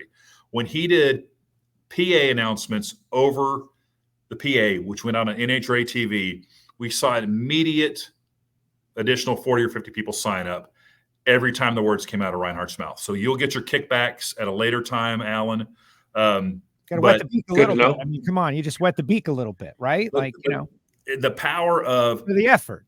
just people talking about it. And the thing that was great is the drivers really embraced it. So this is like, we sent out a tweet about the brackets are getting started, and Bob Tasca retweeted it and was like, hey, I can't wait to sign more plaques. Guys are apologizing for losing, hey, I'm sorry if I blew up your bracket. That's the kind of engagement we're seeing and hoping to foster. So you can sign up at any time. Just go to dragracebracketbonanza.com, sign up, and then you can get added to the email list. We can do text updates. So sometimes people kind of forget when the bracket's open. You can get a text Yeah, I got it.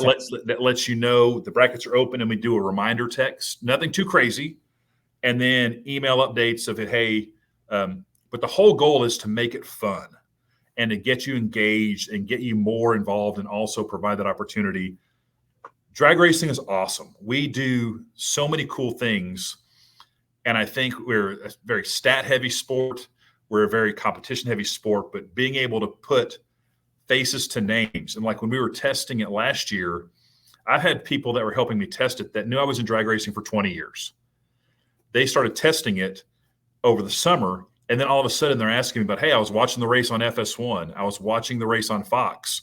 I'm not going to sleep on J.R. Todd anymore. I need to know more information about this Dave Richards, because he just blew my bracket up at Brainerd. Those are the things, that's the kind of engagement you want. And we took in a lot of feedback. The biggest thing was, like you mentioned, the leagues. You can start your own league. You can participate in however many races you want, and it's free. And you can have a WFO, radio league, which we do. We have exactly a WFO radio league. And that's the great thing is there's no limit on how many people can be in your league. You can be in as many leagues as you want. And the cool thing is, when you sign up and you fill out your bracket for just like basically the Drag Race Bracket Bonanza universe, and then if you're in a league, you can just apply that bracket to your league. So you only have to fill out one bracket, and then you can just drop it into all your leagues. Or you can fill out different brackets. You can be like, okay, this is going to be my long shot bracket. This is going to be my legit bracket.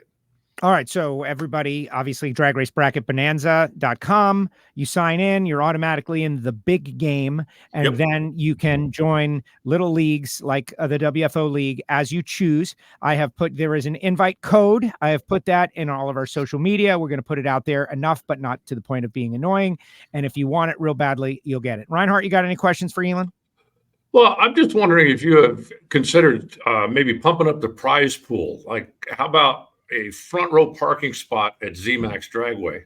I will say that we have, for the countdown, we're going to do the championship belts again. We're going to do 3 champ belts, and we're going to do some certificates, because that was a big hit.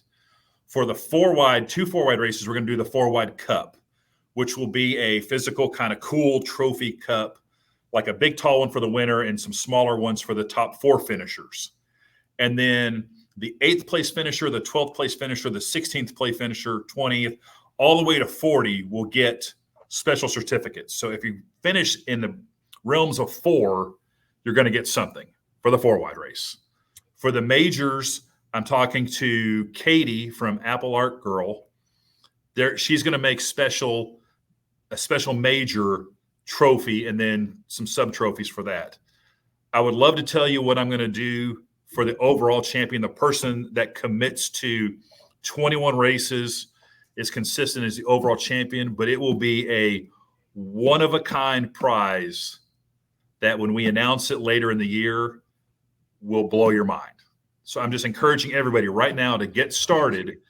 It will be an item that will signify dominance over a season-long event that I'm not going to say it's going to be better than a piece of cold hard art or the Camping World or Mission Foods World Championship trophy, but you'll be people you're going to be like, holy shit, I wish I would have gotten into this earlier. So I take it you've never taken part in the ZMAX bracketology. You missed the reference. You missed the reference. I did. I actually have a reserved parking space, and I'm not ruling that out. And I am we're spitballing, my brain goes a million miles an hour, in case you haven't been able to tell. But I am going to encourage tracks to start their own league, and then we will recognize a track champion. Oh, very nice. That is breaking. Cool. That is breaking news for WFO Radio. Thank you. I was just talking about this last night with my daughter. Thank you very much, Elon. You got to break something on WFO. We're going to encourage tracks to set up their own league, and then we will accumulate all their points for their overall champions. So if your league if the Motorplex League has 10 people in it, their 10 overall points for the year, it's going to be like the summer league.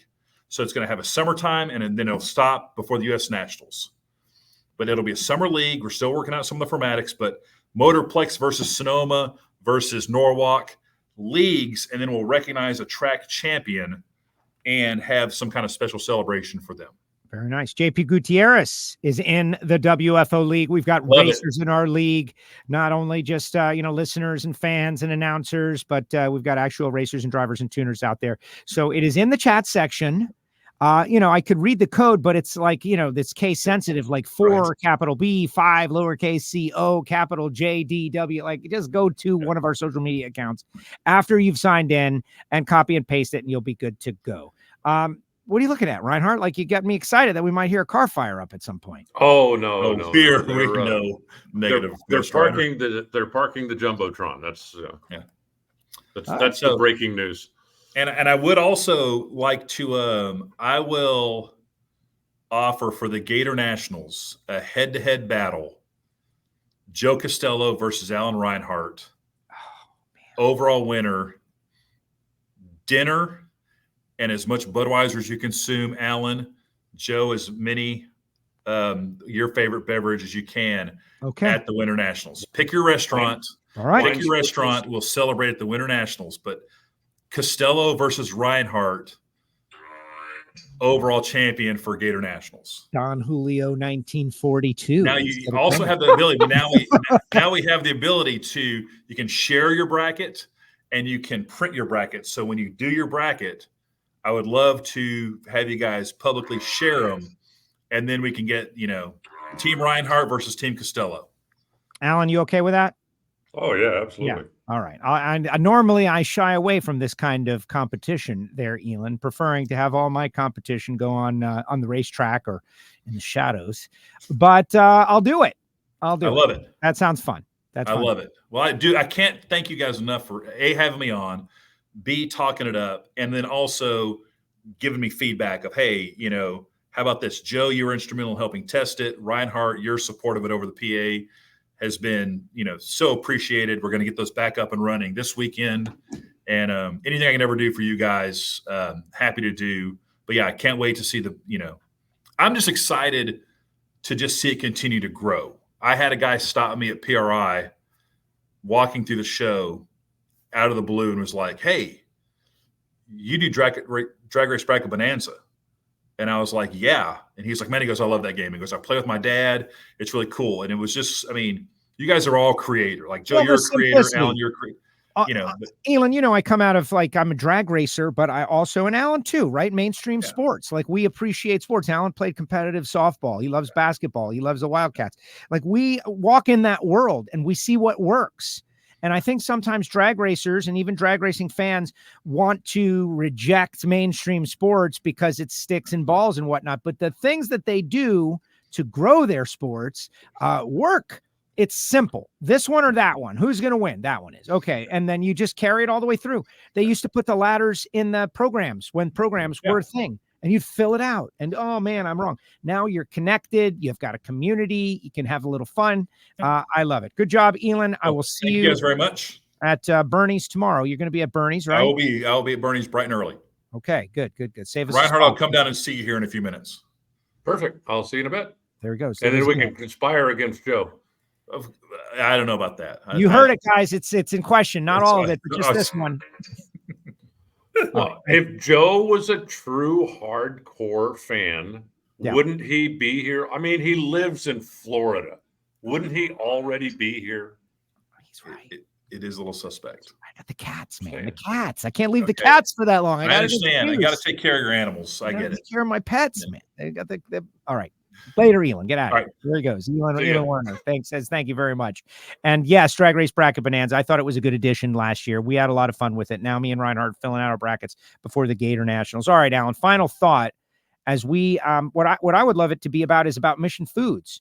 I saw a photograph of a cardboard cutout of J.R. Todd in a grocery store. That has never happened as far as for a while. I don't remember that happening. J.R. Todd, smiling face, greeting consumers who are looking to buy Mission Foods tortilla chips. No, you're right. J.R. Todd smiling hasn't happened in a while. That was like a setup and a knockdown by Reinhart right there. No, I think it's great. And it's, it's something that was talked about last year was, the amount of activation that Mission has done over the years and now can do for us, because, Camping World certainly could do activation and they would have certain things happening in their stores. But if you're not a camper, if you're not a hunter, if you're not an outdoorsman, you're probably not going to find yourself in a Camping World. Pretty much everybody I know eats.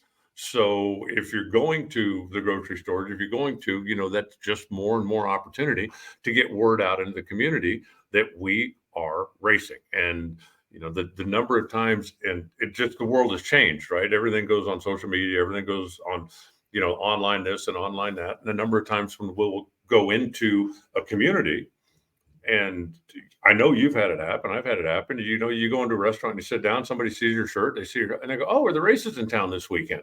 It's the first that it struck them because it's just not on their radar. Well, now, like I said, everybody eats. So if you're going into a local supermarket, a local Walmart, a local whatever, and you're going to be able to see this, it's just going to be that much more of getting the word out that this is the week that NHRA is in town, and you need to get your tickets and you need to come out and you need to be a part of the show. Excellent. Totally agree. Yeah, like we're doing well, and there's a lot of work to do still. A lot of potential for growth for the National Hot Rod Association and the sport of drag racing. Alan, all right, I'm going to go start packing up right now, and I will see you tomorrow. I will see you tomorrow at BURNYZZ. Instead of coming up to Gainesville and going back down to BURNYZZ and back up to Gainesville, I'm going to go straight to BURNYZZ and set up, and we're going to have a good time. I'm so excited for our whole season. I'm so excited to get on the road. Gatornationals, Pep Boys call out, Factory Showdown, like so many great things getting ready to get started, and hopefully people will be motivated to come out and spend time with us. Yeah, last year we came into Gainesville and the place was just absolutely jam-packed, and they saw a whale of a show, and I'm looking forward to the same again this year. The pros are all pretty much moved in now. That started a couple of days ago. The sportsmen have already been here for a week with the Baby Gators that just concluded yesterday. So a lot on the line, a lot going on. It's just it's time to get started. Let's go. Fire the first pair. Fire the first pair. It's time to get started. Alan, great job as usual. See you tomorrow. Thanks, Joe. See you. There he goes, the voice of the NHRA. Alan Reinhart joins us each week right here on WFO Radio. Really appreciate he and Elon and Paul Lee and everybody who participated on this show, including Josh Hart, and just thinking about what we've got going this year and how exciting it is, given the fact that we've got a new title sponsor. We've got the potential for what lies ahead with streaming, what lies ahead with the media package. They're going to be doing the NHRA Insider podcast at every race this year. So many fun things going to be happening at an NHRA national event. I am super excited. Before everybody checks out, I just want to tell you about a couple of things. Speaking of cord cutters, WFO is now available on PowerTube TV. This is the logo. So just look for this logo when you're downloading an app. I know you're all subscribed on YouTube, but you need to be able to watch WFO in many different situations with many different people. And now Roku, Apple TV, and more platforms are being added. Clay Milliken's stuff is on this PowerTube TV as well. You can go back and watch all the Pinks and Pastime shows. And I think they've got a good formula going on. Car culture, not just racing. And WFO is on there as well. So download the app, sign on, check out the show, and for me, make sure that everything is working great. PowerTube TV. Also, want your comments. Put your comments in the comment section right now. I want to hear what you're thinking about going into the first race of the year. Spend a couple of minutes doing that. What are you thinking about? What is on your mind? Is it whether or not Ellie Tonglet on his Vance and Hines leased motorcycle can knock Gage Herrera off the championship position? Are you thinking about that? Are you thinking about whether or not Erica Enders is going to win a 7th Pro Stock World Championship and separate herself from folks like Warren Johnson? Are you thinking about that? What are you thinking about as you get ready for the start of the season? Hartford got a brand new car. They've had that other car like dialed in. Are they going to be able to get the new car dialed in real quick? That is a good question. I want to hear your comments in the comment section. Are you worried about Project Pontiac and whether WFO Joe is going to get on track at some point this season? I certainly hope so. But let me give you a couple of messages from the WFO universe. Obviously, Marvin Rodax, coffeeandgrills.com is what keeps me highly motivated throughout the day. Here's his number, 817-924-6821. Go to the website, rodaxcoffeeandgrills.com, and you'll see hot sauces, spice rubs, everything good. Marvin Rodak, great friend of WFO Radio, as is Frank Hawley's Drag Racing School. We're going to the location, the birthplace of Frank Hawley's Drag Racing School, Gainesville Raceway. But the thing that you do there, like a couple of weeks ago when I went out and Jimmy Stahl let me get my top dragster license in his car and I went 184 miles an hour, you climb the ladder. You climb the ladder. I think it would be very unadvisable to go out there and go super fast right away. You got to go see someone like Frank Hawley.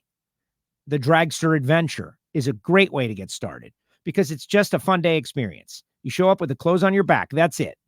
And you have the experience of a lifetime. And then you decide if that's for you. Then maybe you get your Super Comp license or Super Gas license with Frank Hawley and advance.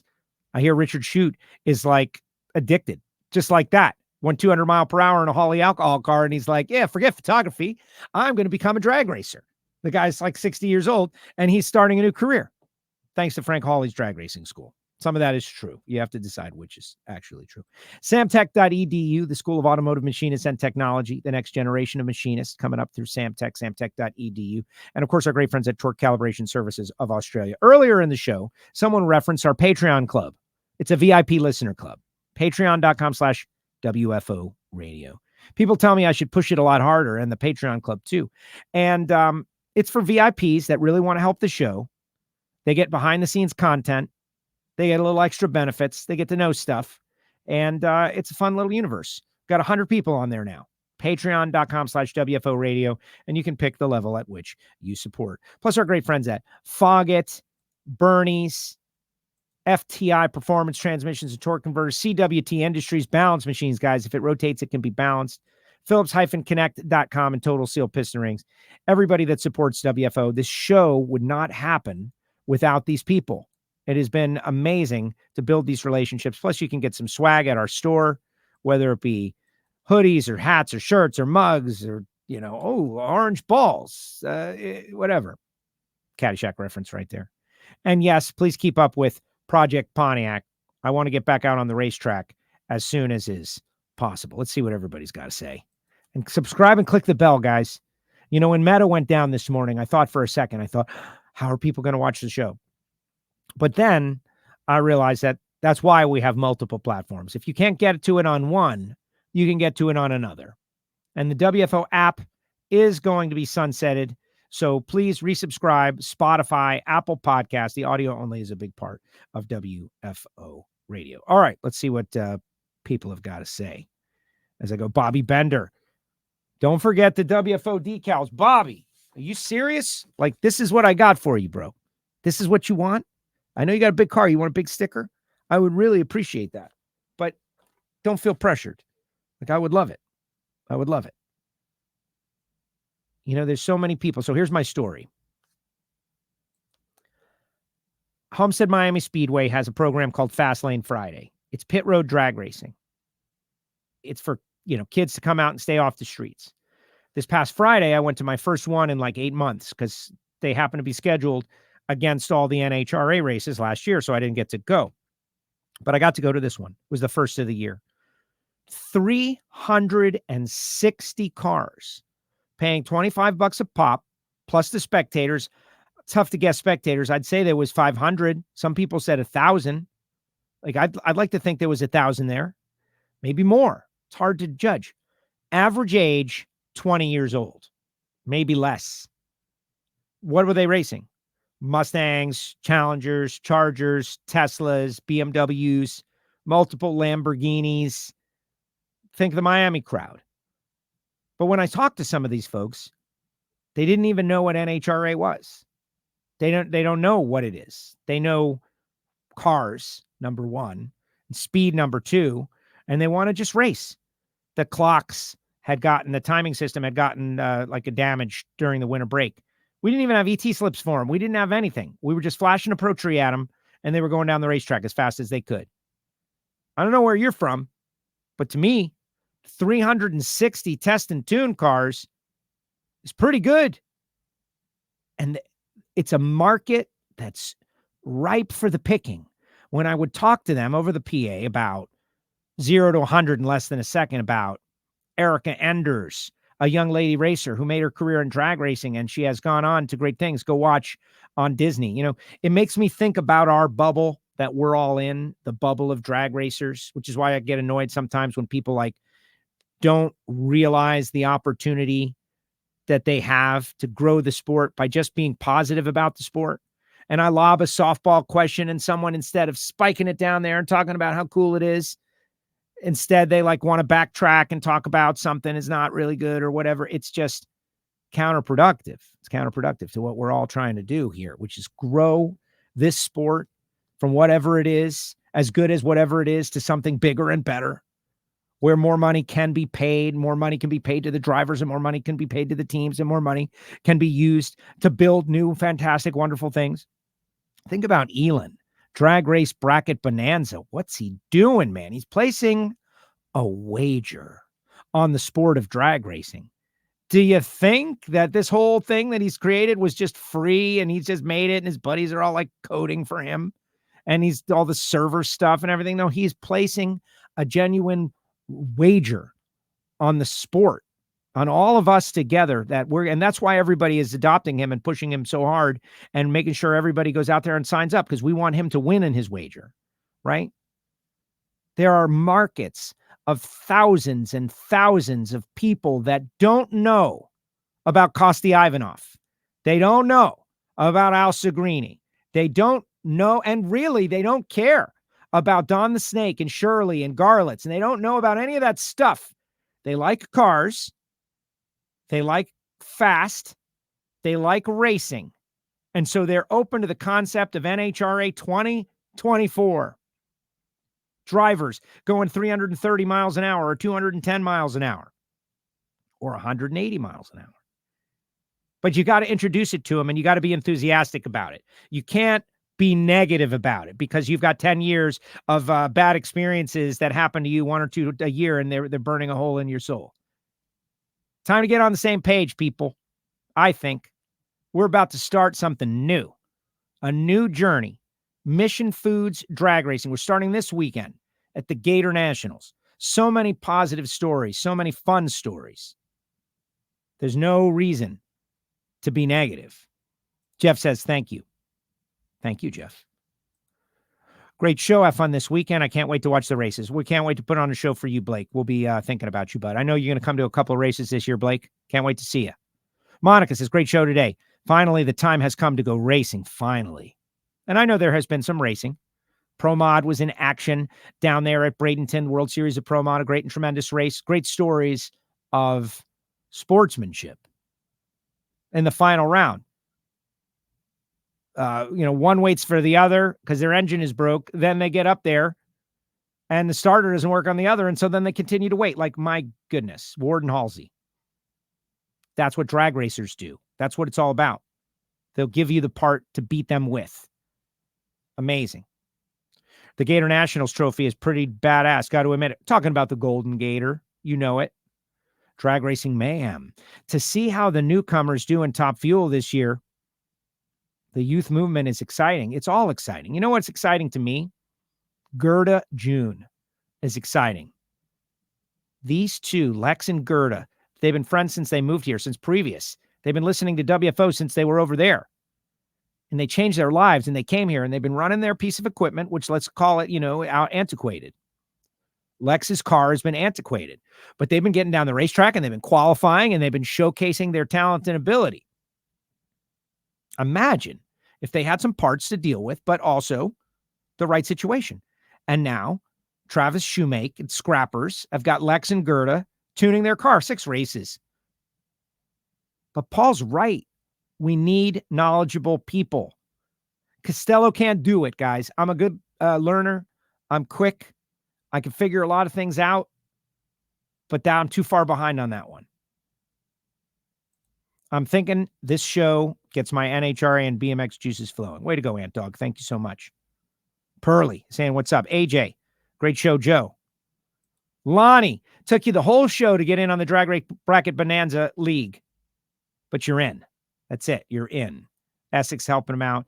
I was 15 minutes behind, caught up using 2 times speed. Now I'm at another delivery. Nobody cares, Derek. We love you. He's a Patreon, though. Great show as always, Joe. I'm looking forward to an exciting NHRA season. New names, new faces, quick times. How many 300-mile-per-hour eighth members will be added? All good points. Way to go, Rick. That's what I want. That 300-mile-per-hour eighth mile thing, right? Who will be added? Will we see 340, right? An NHRA national record 340. Remember, Wilson Manifolds supplying that manifold for Tasca. Like, you know, how much do these guys want to let people know what the secrets to their speed are? Like, I'll tell you, Tasca's secret is a whole lot of money, Aaron Brooks and Todd Okahara. Okay, that's the secret. But when you put some new parts and pieces on and it goes out there and drops a number, makes you think the part might have had something to do with it too. Will they be able to go out there and make an NHRA national record? Will we see a milestone? We might. Ma Nature, you know, I don't know it's so much about coolness, but a little overcast might not be the worst thing in the world.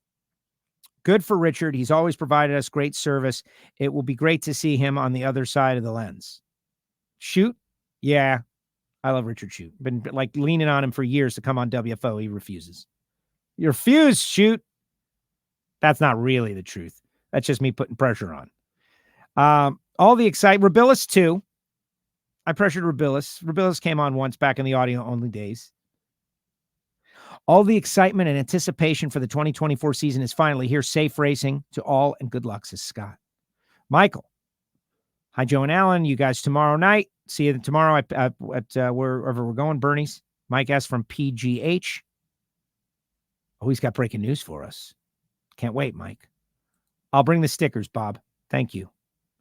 Pete says he wants 2 of those. I only have a couple. I'll have to get some made, Pete. You'll be in the next wave. Yeah, anybody who wants giant WFO stickers, please let me know. I will get them made immediately. Thank you for the show from Phoenix. See you in a couple of weeks. Remember, guys, subscribe, click the bell, share the show. That's the best thing you can do for WFO, honestly. We are the mom and pop store going up against massive corporations. People 2 and 3 and 20 times our size. We've got a very tiny and small dedicated staff that works so hard all day, every day to promote the sport of drag racing and the car culture. We try to be balanced and positive, tell the positive sides of stories and delve into the negative where it's necessary. Like, we don't shy away from anything. We will attack all issues, but hopefully without an agenda of any kind, just to try to get to what the right answer is. What is the right answer in a certain circumstance? I'll give you an example. You know, Joey Logano got pinched for that glove the other day, right? The glove, everybody knows, like if the glove don't fit. And NASCAR comes right out and shows you the glove. Well, nobody knew about the glove. What is the situation with Joey Logano in the glove? And there was some time. It was a week. It took a week. So that's if they're the bar. But they brought the glove out and they showed us the glove and they explained the glove and they explained what the purpose of the glove was. And they explained why the glove was not SFI approved, that it was modified and it wasn't SFI approved, which is breaking the rules and thus a penalty. If someone comes out with something that is illegal, I'd really love to get to that point. For Lonnie to walk out with the part. Here's the part. This is what's wrong with it. It doesn't mean that the person who did it is a bad person, of bad character. They're trying to win races and maybe stepped over the line from the black and white into the gray. We don't know. But these are the issues that we will tackle over the course of a season in a fair way. First time I've been able to watch live in a long time, says Brent. Good job, Joe. Thank you very much. Yeah, this is the benefits when Reinhart goes on the mic and tells everybody in the pit area. I'm so excited about Lucas Oil Series racing, by the way.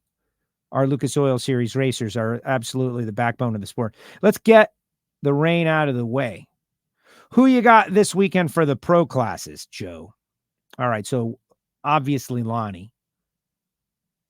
I'd like to see them go down the racetrack.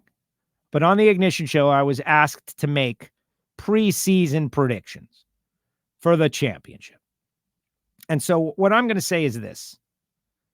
I think Doug Coletta has got considerable momentum off of his championship, and the benefits we can't even fully understand. Not only do you have Alan, who's got it figured out, but you've got Doug unburdened from whatever extra weight that was. All the nonsense of you've never won a championship and what's going on, you got to do it, and all of that over pushing that happened for so many years. Doug's a champ. I've already noticed it in his media interactions. He's a bit different, more loose. And I can imagine a great competitor like Doug Coletta feeling like, what do I have to talk about? Like, I've done good, but I haven't won the champion. Now that's over. We saw it with Caps. And what did Caps do when he won his first championship? He went on and ripped off a couple of more. So I'll say watch out for Doug Coletta, right?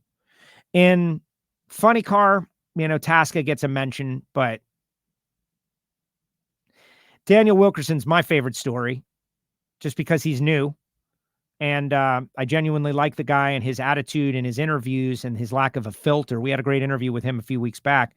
And so I'm not going to necessarily make a prediction, but I think it's addition by subtraction in that Tim has subtracted a big responsibility and offloaded it to someone who's very talented and qualified. And so Tim's going to be a better tuner. Daniel's going to be the driver that he is, which everybody has told me that he's very talented. And I believe that. And so there'll be a learning curve, I'm sure, as he's out there every week. But my eye is on Daniel Wilkerson. Clearly, Justin Ashley in top fuel is going to be really strong too, as there are many. Tony Stewart, come on, smoke. How's he going to do? There's a lot to watch. Pro stock, last night on the show, I was put on the spot, and I might as well share it with you because you guys don't all watch Ignition, but you should. You should check out Ignition. But I think Jed Coughlin is going to win the championship. I think Jed Coughlin. And there's a whole lot that goes into it. But if we're in November and Jed Coughlin is your world champion, I want you all to remember this moment. And then and only then I will reveal my methodology. Firebird 1. I'll go Coletta, Caps, Erica, and Gage. Yeah, tough to pick against Gage. I agree with that. Scott says, bless you, Joe. Thank you. You don't have to go that far. I'm trying to do my best. Unless you're ordained to do that, then I'll take it. Will you let us know how to find the app? Which app? What app? Go to YouTube. Are you talking about us? Are you talking about PowerTube TV? It's on Roku. You just got to search. Rick Chavez, never quit racing. Lex and Gerda Rock. And Travis Shoemake. He's another determined young man. Travis is very determined. And that's the thing. Staff equals Joe. You picked up on that, Essex? No, we got Giovanni in Miami and Steve Brenwald. There are people behind the scenes that are helping out, making it happen. Patrick, the webmaster. There are people. This is not their only deal. I would call them contractors. Pete Lanciers. Alan once called me the stock eliminator Lex June. I took that as a really high praise. Yeah, Lex and Gerda are good people. Like, really nothing else matters. They're good people, but it's paying off. That was a big gamble. How many of you folks have gambled your whole life to move to someplace new, to chase a dream? They did it. Len wants stickers. They'll go right on my Chevelle. There's an email at our website for if you want stickers. But if you want the big ones, I got to get those made. That's a different story. Penalties in NHRA drive me insane. The fact that they don't even talk about it. Well, this year might be different. This year might be different. Bob Bender won class. And that is where we'll end off on this fantastic edition of WFO Radio with Josh Hart and Paul Lee. How about Paul? So Pop told me the story out in Bradenton when I was getting my top dragster license and going 184 miles an hour. Him and Richie were out there, and I went over to visit, and we got to talking about Paul. See, that's just how I drop in that I went 184 every once in a while. Get used to it. Get used to it. And people have been asking, are you going to send in the paperwork? I am going to send in the paperwork. Maybe I'll hand deliver it to Cody this weekend, right? But I got to get the license before I go 200. Don't you think I should try to go 200 now? No. Project Pontiac is where it's at. I want to win a Wally. I really want to get Project Pontiac on the track is really my big goal.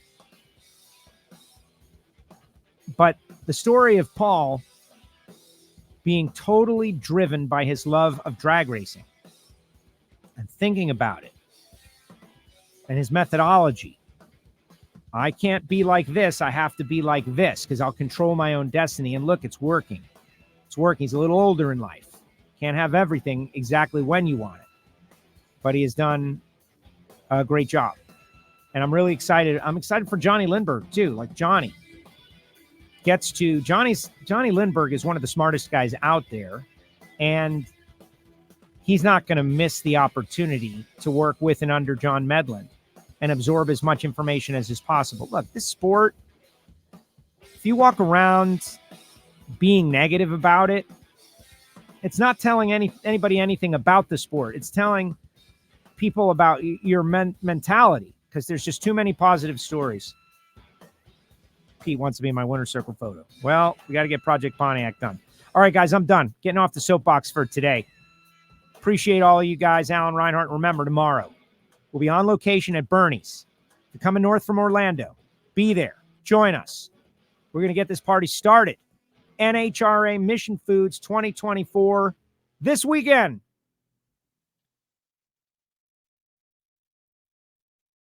Like this show? Want more? Then head to WatchPTTV.com, the new 100% free PowerTube TV streaming network. Home of the best classic and new motorsports racing and build shows on the web.